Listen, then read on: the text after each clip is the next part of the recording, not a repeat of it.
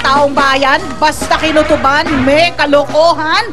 At narito na sa ating textmanan, kasama si Mama Ali. Tatagal ko ng kaibigan to, magkasama kami, mixed nuts pa. Candy Pangilinan! Good morning po sa inyo lahat! Grabe, ang dami pa ng tawag sa Pandakan. Oo nga. At sama-saya sila kasi malilim dito. Okay, Candy. Sa iyong personal na pinagdaanan, kwento mo sa amin yung kinutuban ka, tapos you followed up on this woman's instinct. Ang babae kasi di ba madetalye tayo. So nakikita natin na yan. So sa isang araw, nakikita mo, ay may iba na siyang ginagawa. Bakit nakikita niya na to? So meron ka ng kutob.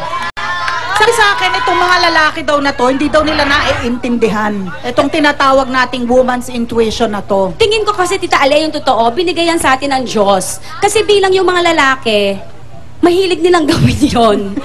Diba? So, binigay nila ng Diyos sa atin yun para meron tayo pang laban.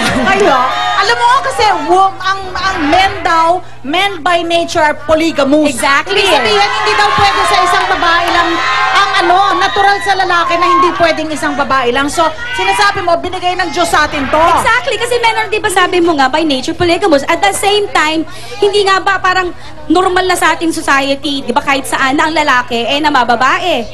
Mama, teka lang. Pero ang babae... Bakit? Pwede ka pa humirit? Teka muna, hindi ka kasali sa usapan naman. Sige, game. Kung by nature polygamous sa mga lalaki, di ibig sabihin, binigay din ng Diyos yan? Hindi. Huh? Hindi. Ginustify nyo lang. O sige, ano yung unang-unang time na kinutubang ka? Pues? Bakit ang aga-aga mo umalis ng bahay? As in, anong oras? Maaga. 6 o'clock, umaalis na. O, 6 o'clock umaalis ng bahay? Oo. Bakit? Pag nag-opisina, if you have to be in the office at 8. Tapos diretso siya ng golf. Tapos after nyon, after mag-golf, papasok ng opisina, mag-golf ulit. Kinakabahan ako kung sinong kinakalaban niya. Diba? Hindi naman siguro siya lalaban kay Tiger Woods, diba? Oo. Yung napapansin na na yung supposed to be based on fact. Kung may kumpiyansa ka na hindi nagloloko yung asawa mo, hindi ka naman magbubut-but diba? Exactly. Hindi ka naman suspitsyosa Pero yun nga ang sinasabi ko, ano yung pagmumulan nun?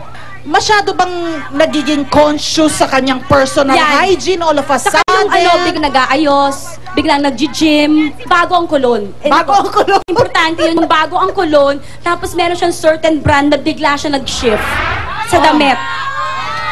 Okay, kapag ganon, Candy, na you think pag may kutob ang babae, tama o suspitsyosa lang? Sabi ko nga, dapat kahit konti may facts na pinanggagalingan. Kahit konti, kailangan may facts na pinanggagalingan. Hindi pwede na paggising mo sa umaga, naisip mo na lang. Naisip mo lang. Diba? O hindi, pero kung meron, sundan mo. Dahil malaki ang chance na totoo. Sabi nga nila, malamang ikaw na lang ang hindi may alam. Lahat ng tao alam na, ikaw na lang hindi. Maraming salamat. Candy Pangilinan talaga. Thank you, conviction!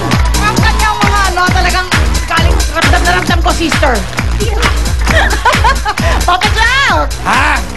Kanina kinausap ko si Mel at hinala niya, nagdalang tao yung kaibigan niya, hinala niya baka yung mister niya yung nakabuntis sa kaibigan niya. Kausapin ko muna yung kaibigan, nandito pa yung kaibigan ngayon, si Eden. Eden! Hindi mo sinasabi kay best friend mo kung sinong tatay ng anak mo. Bakit once and for all, bakit hindi mo nalang aminin sa kanya kung sino yung tatay para matigil yung hinala niya? Hindi po yung asawa niya. So bakit ayaw mong aminin? Kasi po nasa ibang lugar po. Mama, ito si Salde naman. Salde, ngayong umagang ito, nag-imbita kami ng inspector at ng isang lie detector machine. At handa ka bang sumalang dito para once and for all, malinaw mo sa asawa mo na wala kang ginawang kahit ano para dayain siya? Wala po talagang ginawa. Kasi kaibigan niya po yun sa kaasawa ko po. So hindi ko po siya pakakasalan kung gagawa rin lang naman ako ng ikasasama. Confident ka ba na pagsalang mo sa lie detector test ay magiging tama ka at mapatunayan mo mali yung hinala sa'yo? Oo. Kasi para po masabi ko lang dito na mahal ko siya, bakit ko ba lulukuhin? Ayan. O sige, bago tayo mag-break, atong tanong, ikaw ba yung tatay o hindi? Hindi po. Ah! Patutunayan mo natin sa kabalik ng Starbucks. Dito, kasali ka!